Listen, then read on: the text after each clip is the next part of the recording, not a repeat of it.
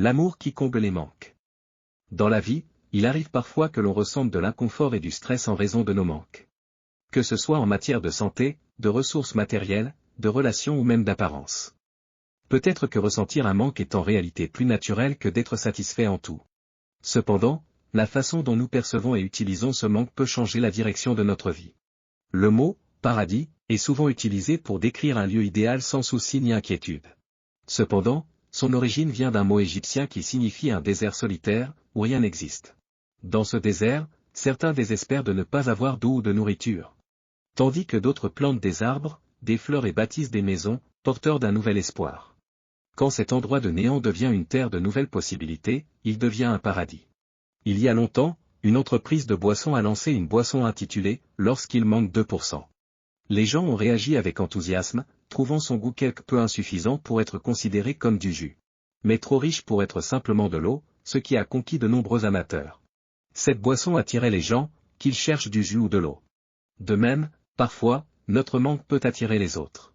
Dans ce monde imparfait, comprendre les faiblesses de chacun, se soutenir mutuellement, nous rend plus humbles et plus attentifs aux autres.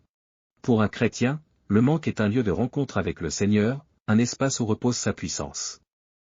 Dieu offre une grâce infinie à celui qui reconnaît son manque et s'humilie devant lui. C'est pourquoi l'apôtre Paul confesse. Ma grâce te suffit, car ma puissance s'accomplit dans la faiblesse. Aussi, je me glorifierai bien plus volontiers de mes faiblesses. Afin que la puissance de Christ repose sur moi. 2 Corinthiens 12:9. Dieu ne nous reproche pas nos manques. Au contraire, il est le Seigneur aimant qui remplit les vides de notre vie de sa grâce.